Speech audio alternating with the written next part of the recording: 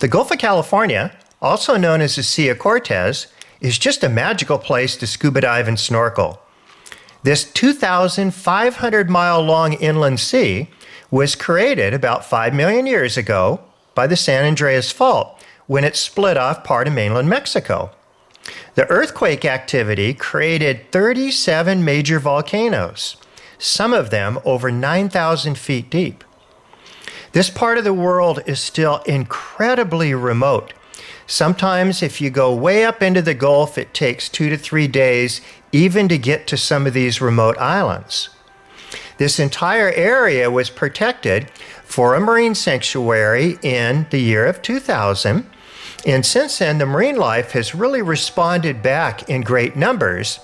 The entire area over the past was somewhat overfished. But now these little islands are protected, and they only allow a certain amount of dive boats to go in there every single week. So when you go all the way up into the Gulf of California on these boats and dive these remote islands, you really feel like you're there a million years ago. There's just simply nobody around. The marine life is incredibly diverse on these sunken volcanoes. There's lots of current. There's also lots of deep water walls and a huge amount of migratory fish. You have big schools of bait fish that come in that are followed by whale sharks and hammerhead sharks and big schools of fish, including tuna. And it is just such a remote place where when you dive there, you still feel like it's really, really, really healthy. In order to get to the dive sites, you take these little Zodiac boats off of the main boat, and you're out there pretty much by yourself. The wildlife and the marine life kind of respond to you, maybe the way they did a million years ago. Because of the lack of fishing now in these areas, the marine life is incredibly tame. The currents along this part of Mexico actually go from north to south. So what's really amazing when you drop down on a scuba dive here in the Sea of Cortez, you see some of the same animals in marine life that you see all the way down in Ecuador, Peru, and the Galapagos Islands. This big 2.5-foot long fish is a bumphead parrotfish. The big males are the beautiful green and blue colors. The females are normally a lot smaller and they're more of a drab coloration. These parrotfish feed on the algae on the rocks and also nibble on live coral. What's really interesting about parrotfish, and this is the same with parrotfish pretty much all around the world, they're all hatched out as female. Like this blue chin parrotfish is a female, but as it grows, some of the females will convert into males for the purpose of breeding. When they convert into the males, they change colors. Same with this Mexican hogfish, which is also in the same family as a parrotfish, the wrasse family. These really cool fish get red with a big stripe on them. They get over 2 foot long, and they follow you around like puppy dogs. These are the pufferfish, and in different places they're called balloon fish. Here in the Sea of Cortez, they're called the guinea fowl pufferfish. The Sea of Cortez is just filled with these pufferfish, more than probably anywhere I've ever seen, anywhere on my dives throughout the world. What's really cool about pufferfish is they're not afraid of people. And they'll sit in front of you, and sometimes they'll rest, other times they'll be swimming. They act like little underwater helicopters. They can go backwards, sideways, upside down, any direction they want to go. And they're also highly toxic to eat. That's probably a reason why there's a lot of them there. They were never overfished in past times because no one could eat them. They have a chemical under their skin called a tetrodotoxin that's highly poisonous. And a human being, if they were to eat one of these pufferfish and the porcupine fish, actually could die of it very quickly. What's really cool about the guinea fowl pufferfish here in the Sea of Cortez is they come in a whole bunch of different colors. When you see one of these bright yellow ones, it's a little hard to believe that they're the exact same species as the ones that are black with the white polka dots. It's a very fascinating study to see why some of them turn yellow and some of them stay black. You'll see some of these pufferfish that are in between colors that are obviously changing from one color to the other. Doing some studies on these fish, we've noticed that on certain islands, some of the colors are more prevalent. Also, at certain depths, they tend to be different colors. And when they're young, they tend to be different colors. This is one of the porcupine fish or balloon fish. These are the ones that'll fill up with water and have spikes all over their body if they get disturbed, and that way they're really giant so nothing can swallow them. Although there's not much out there, including the sharks, that can eat them because of the layer of poison underneath their skin. This is one of the stripe-bellied pufferfish. There's 4 to 5 different species of these big pufferfish down in the Sea of Cortez. And then there's also these little sharp-nosed pufferfish. These only get to be about 2 to 3 inches long, and they're quite common in some areas, and then also quite rare in other areas. What's great about the Sea of Cortez, with all these different islands, the diversity of marine life's incredible, and some people have even labeled the area the aquarium. This is one of the stonefish. It's a type of scorpion fish. They get about 1.5 feet long. They have highly poisonous spikes on top of their body and also on their pectoral fins. These dorsal spikes, if they are to penetrate your skin, could end you up in the hospital. They have a hemotoxin that's very similar to rattlesnake hemotoxin. They're ambush predators. They lay on the reef. You rarely even see one. Most of the divers go right on by without seeing them. It's also why in the Sea of Cortez it's a good idea to not be touching the reef, because you may put your hands on top of one of these scorpion fish. There are lots of different snappers and grunts that live in the Sea of Cortez in huge schools. These right here are the blue and gold snappers. There are a lot of fish in the Sea of Cortez and huge schools of fish. Here is really kind of an amazing sight that we came upon one day, where we had a huge school of blue and gold snapper, goatfish, and parrotfish that were all feeding on the eggs of a triggerfish. There's a lot of competition when you have these big schools of fish. Even the barberfish, the butterflyfish, and the hogfish get involved in this massive feeding of these eggs from one of the fine-scaled triggerfish. This triggerfish laying its eggs probably did it in the wrong spot. This is all a part of survival of the fittest here in the Sea of Cortez. These huge schools of fish come in and they pretty much overwhelm a larger fish and steal its eggs.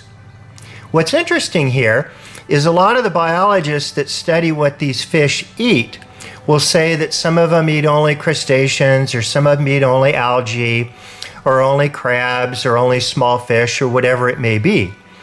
But what I found out is when there's eggs laid of another fish, almost every fish species comes in and tries to dine on them. This triggerfish here learned the hard way that this was not the place for her to lay her eggs. So hopefully next time she'll find another place where they won't be discovered. This is one of the 2-foot-long Amarillo snappers. This fish will live sometimes in the caves and sometimes in schools out in the open water. When they're in the caves, they turn more of a red color.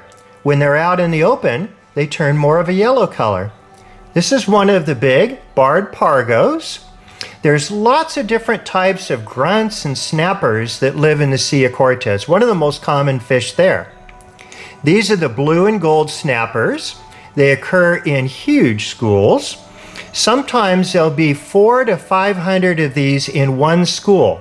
Here you can see how when they're somewhat relaxing and not feeding, they're usually swimming up current. In the Sea of Cortez, there's lots of currents that kind of swirl in between all the islands. Depending on the tide and the depth, sometimes you can go down on a dive and it's very calm, and within a matter of 15 to 20 minutes, you could be swept away on a pretty fast current. These are the yellow-tailed surgeonfish. They call them surgeonfish because at the base of their tail are very sharp spikes that are like a surgeon's scalpel. If you were to grab one of these by the tail, It could cut all the way down to the bone through your skin. They occur in very large schools in the Sea of Cortez. And what's really cool, again, because of the currents, they also occur all the way down in the Galapagos Islands and Ecuador. Here you see a big school of them that are feeding on the open reef. They're mostly algae eaters. Sometimes you'll run into a school of 30 to 40 to 50, all the way up to about 100. They're very beautiful fish to watch. In other parts of the Pacific Ocean, there's lots of different types of surgeonfish. Sometimes 10 or 15 different types on one reef. Here in the Sea of Cortez, the yellowtail is the most common. This is one of the big, gigantic blunthead triggerfish. They are about 2.5 to 3 feet long. Just like their cousin here, the fine-scale triggerfish, they're called a triggerfish because their dorsal fin can be sent upwards and made erect, and they can go into a cave, put up their dorsal fin or their trigger, and that locks them in a cave so they can't be pulled out backwards. These fish also have incredibly rough skin. Here you see one that's in a cave with its trigger up. So this is a protective deal to where they can hide, especially at nighttime where they're sleeping, have their trigger up, and if a shark or another predator comes by, it can't pull them out of the cave. They're really a fun fish to watch because they take their dorsal fin, and their anal fin, and they swim in a really rhythmic kind of motion at the same time with the two fins. They're very, very common in the Sea of Cortez and pretty much at all depths. Sometimes you'll see them in 10 feet of water, sometimes 30, 40 feet of water, and sometimes way back in the caves. This is one of the very common Cortez rainbow wrasses. These wrasses are just kind of nutty fish. They never stop moving. They're going 100 miles an hour in 10 different directions. This is one of the adult males. Now, wrasses, just like the parrotfish and the Mexican hogfish, again, are all hatched out as females. And when they're females and young, they're a different color completely. Some of the females will mature and convert into males. Here you see an entire school of young females that are floating above the reef. So this is the same fish as that bright blue one we just saw in the last part of the video here. They will come up on top of the reef in thousands and do broadcast spawning. There's only about 3 to 4 different wrasse species that occur in the Sea of Cortez, so they're not quite as common as they are in other parts of the Pacific. This is the giant damselfish that lives in the Sea of Cortez. Really cool. This damselfish is about 8 inches long.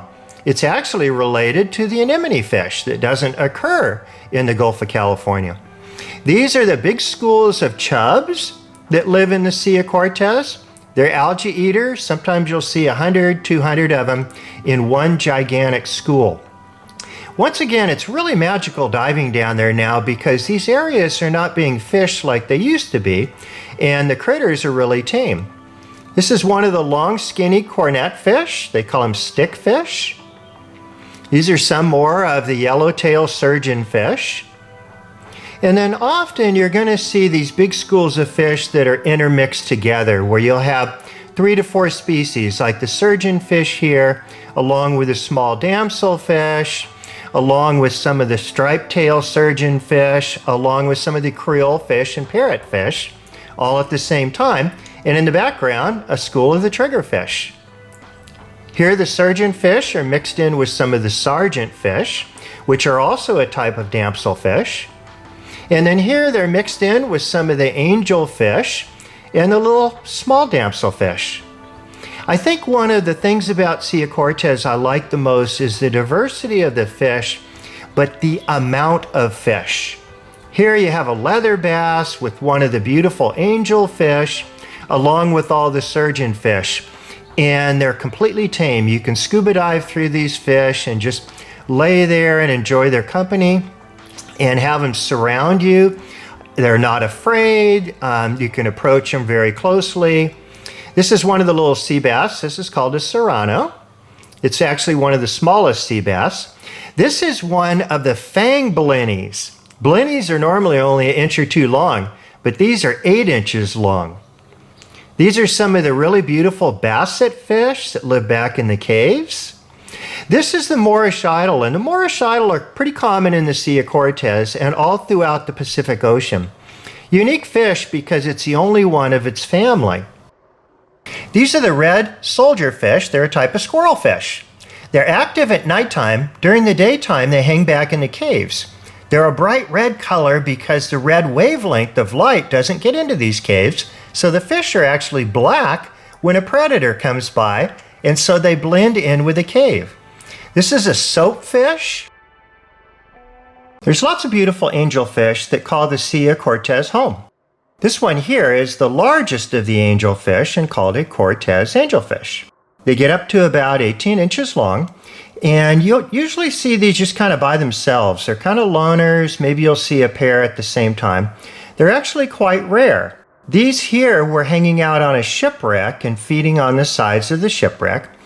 They're super tame with divers, so you don't have to worry about scaring them off, and you can get extremely close. This one has some beautiful colored babies. Matter of fact, all of the angelfish, the babies look completely different than the adults.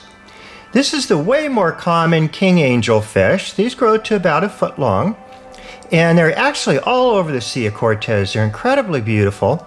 They also occur all the way down to Ecuador and out in the Galapagos Islands due to that current that flows from north to south. This one here is meandering through some of the Gorgonians on top of the reef.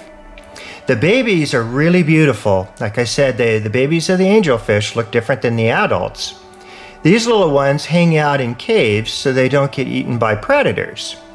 Once they come out in the open as adults, sometimes, again, you'll see them just by themselves, but sometimes they occur in very large schools.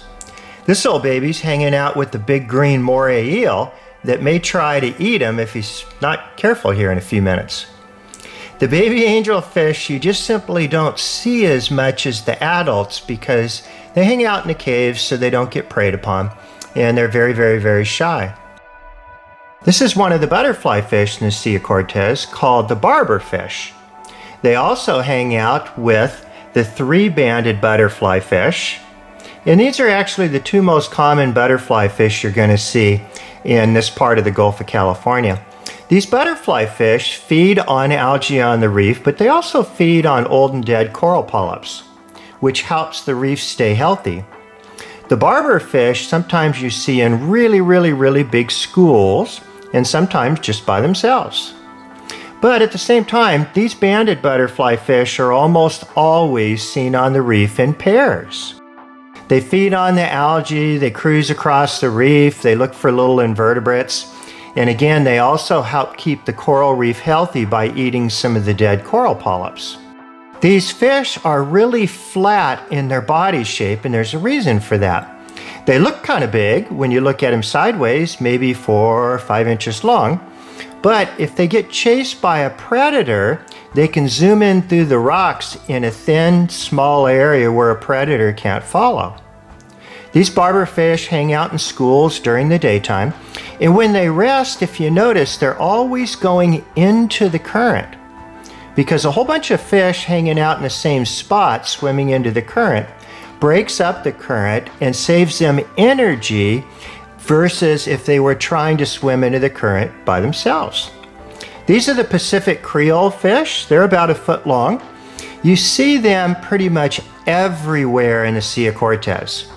What they do is during the daytime they hang out on the steep cliffs where there's lots of upwelling.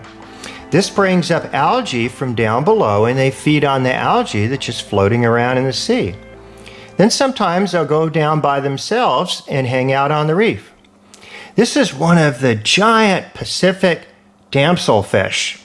It's the largest species of damselfish anywhere in the world. These fish get up to about 12 inches long. The most damsels that you see are only about 1 inch or 2 long. These hang out in pairs. Their babies are bright blue, and they're also incredibly aggressive. A pair of these fish will scare off about anything else that comes near them. Also, scuba divers.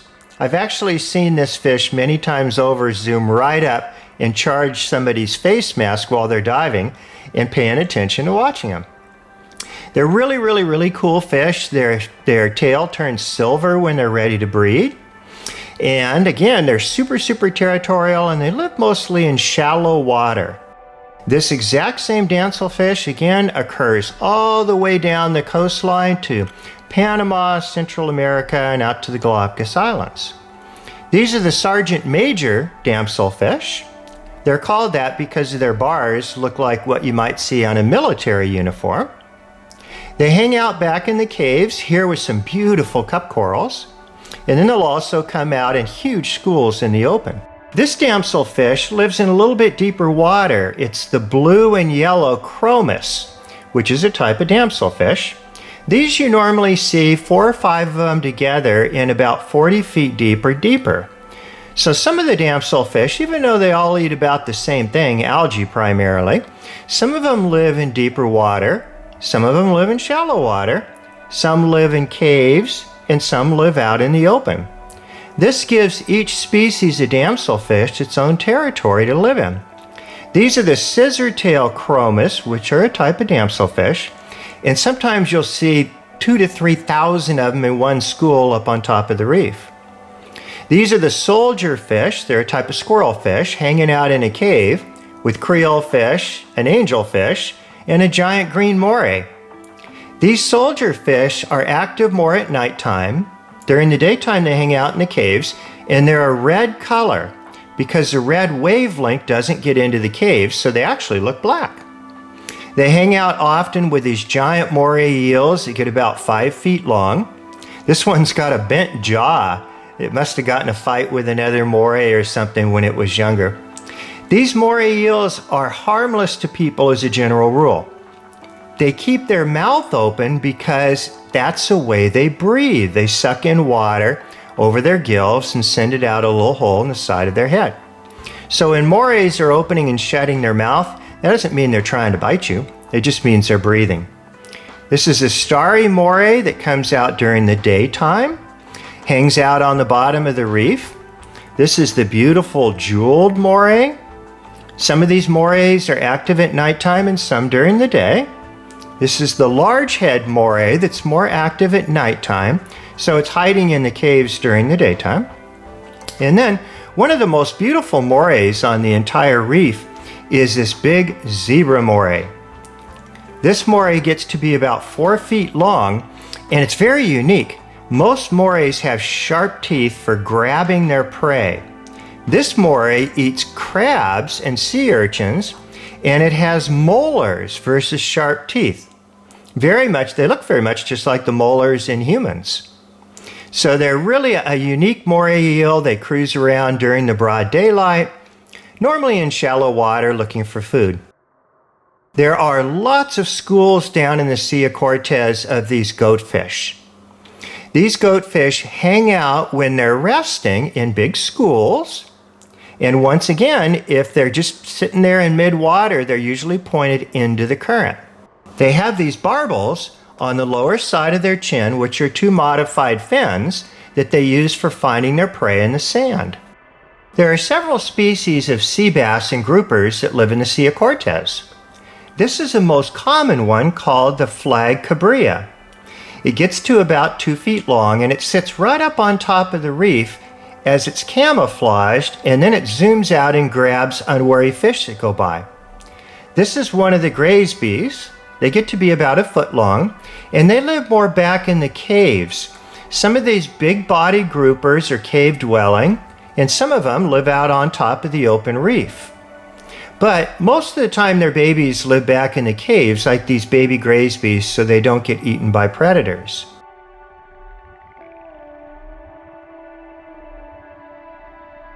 One of the most common groupers you're going to see is the big leopard grouper. They get to about 3 feet long. They're incredible predators, pretty much on top of the food chain. What's interesting about these leopard groupers is sometimes they'll hang out in caves by themselves, sometimes on top of the reef, and sometimes in small schools. So they pretty much inhabit the entire reef system. This is the rare yellow phase of the leopard grouper. They only occur from time to time, and they're called amelanistic. That means they lack the black color pattern. So what you see is their underlying yellow pattern. This is the mutton hamlet. They get about a foot long. They blend in with the reef and simply just hang out waiting for food to come by. There's lots of different types of grunts and snappers in the Sea of Cortez. This one's called the gray bar grunt, and you often see them in big schools. They hide out on the sand, and they look for little shrimp and crabs that live below the sand. They're very peaceful, very tame, and they have a sloped head. Almost all the snappers and grunts have a sloped head, so that's how you can tell them apart from one of the groupers or the sea bass. This grunt is called the burrito grunt. You can see them sometimes by themselves, like with these blue striped snappers, but most of the time you'll see them hanging up on top of the reef in the current. They really like the fast-flowing current. This is an entire school of the spot-tail snappers. These fish are so common in areas you almost can't even see through the school. Pretty amazing just to lay in the middle of one of these big schools and watch how they can turn and twist and kind of move as one individual unit. These snappers only live in the shallow water. And then what's really good about the Sea of Cortez and the animals that have evolved there over millions of years, some species live in shallow water and some in deep water. Everybody likes watching these cute little coral hawkfish. This one's only a couple inches long and hangs out on top of the coral. And as you notice, it uses its pectoral fins like little hands. They think they're camouflaged, so they'll stay there till you get too close. This is the giant hawkfish. This hawkfish is very unique. It gets about 2 feet long.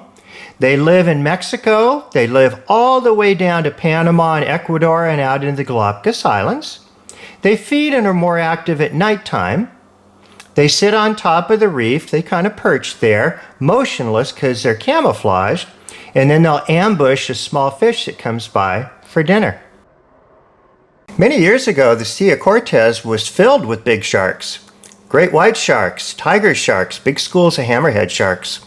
But most of these big predators were fished out of the area over 100 years ago. In 1995, the Mexican government made the national marine parks like Cabo Pomo in the Sea of Cortez. What this had done is this has protected all the shark species and other fish species, and it's a no-take zone. Now some of the big schools of hammerheads are coming back into the Sea of Cortez. Sometimes diving you can see 50, 60, 70, up to 100 at the same time. These 8-foot-long sharks come into the Sea of Cortez for breeding. Normally they live out in the open ocean. The Sea of Cortez is just filled with the California sea lions. Because of the currents that run from California down the coast of Mexico, all the way through Central America, all the way down to Ecuador and the Galapagos Islands, these sea lions occur in all of those habitats. They're fully protected here in the Sea of Cortez, and they have become incredibly friendly.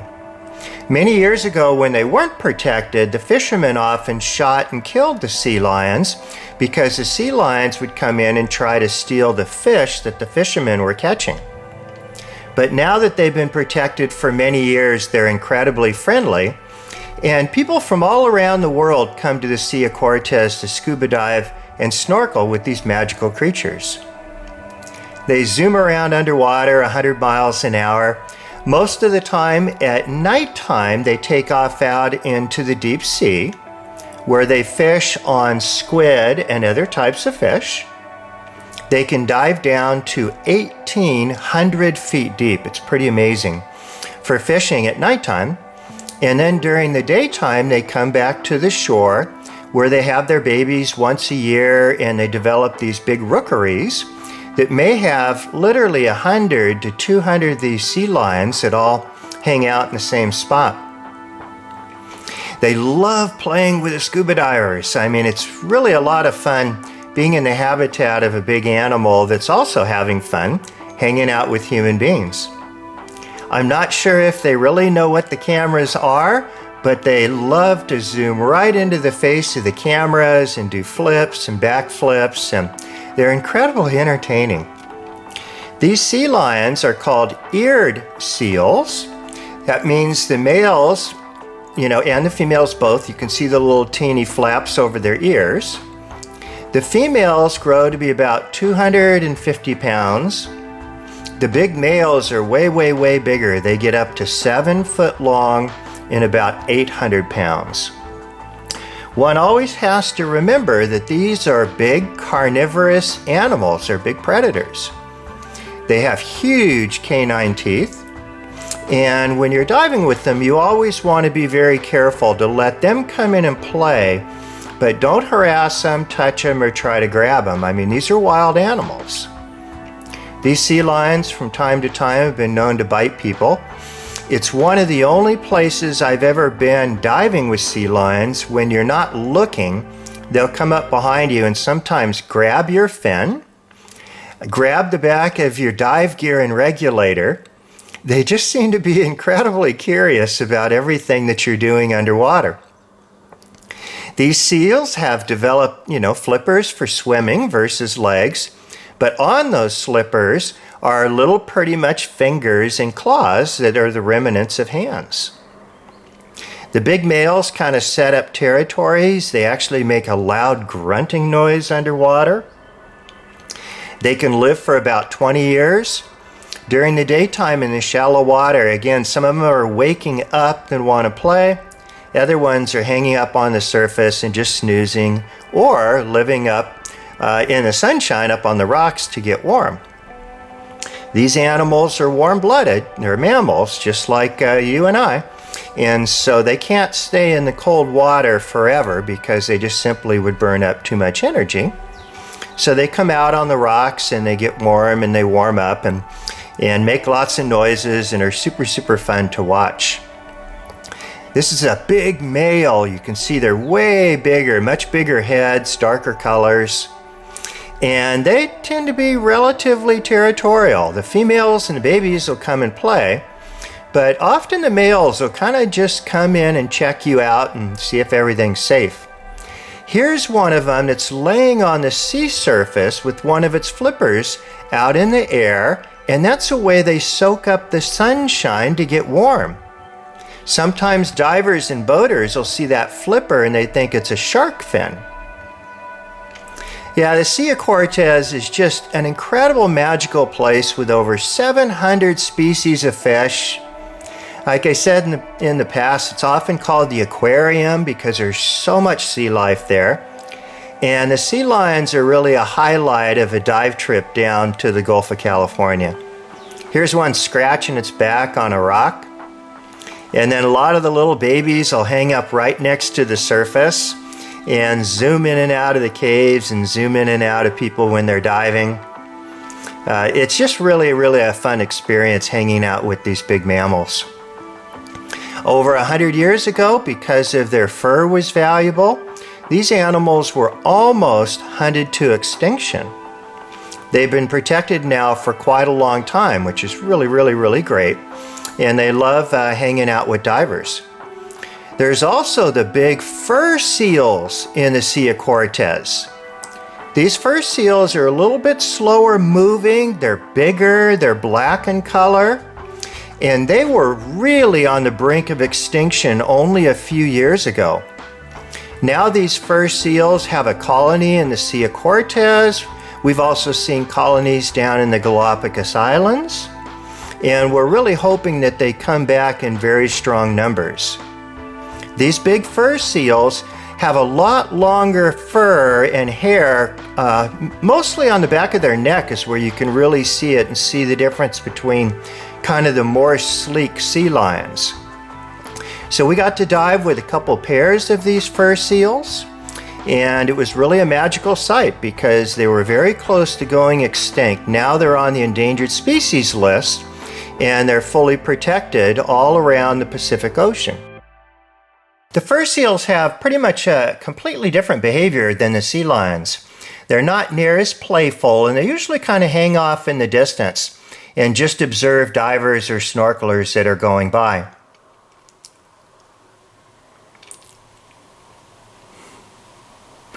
One of the really neat things about diving in the Sea of Cortez is all these sunken volcanoes. Most of them, you can see the tips of the volcano coming up above the sea surface, but some of these go down 9,000 feet deep. They're really steep cliffs that go into dark water. So a lot of the species, like these orange cup corals, live in the colder, darker water way down on these cliffs. These cliffs are just completely vivid yellow and orange when you turn on the dive lights. But they're deep enough down where the red sunlight and the red wavelength does not get all the way down to light up these corals. So if you have the dive lights off, the whole cliff and these corals actually look black. But with the dive lights on, they're brightly colored. This is one of the black corals. As you can see, the little feathery stuff are the polyps.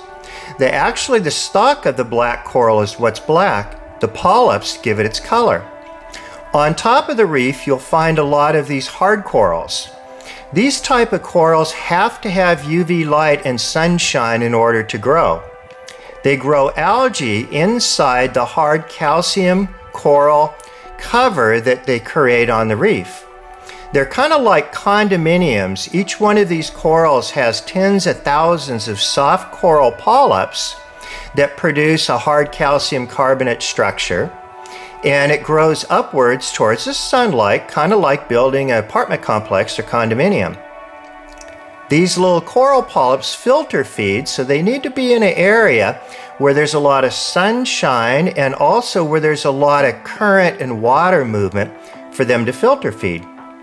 They also grow algae inside the coral polyp, and it's the algae that gives these corals their color, the brown color, the green color, sometimes purples. Also on top of the reef are these gorgonians, which are a little bit softer body, but they also have a hard skeleton. These are marine animals. These aren't plants, although they look like plants.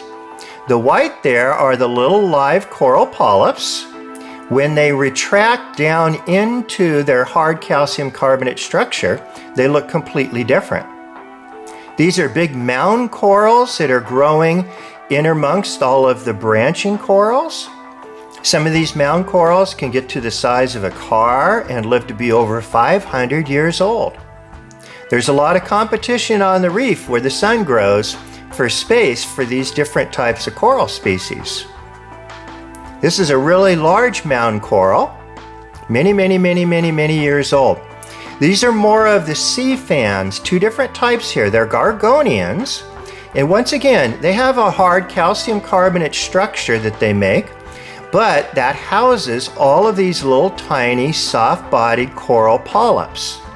And those coral polyps, when they extend outside the hard structure, make it look a completely different color. These coral polyps are filter feeders, and you can see here on this gorgonian, they're always moving around because they grow in the current, especially the area where there's a big tidal change.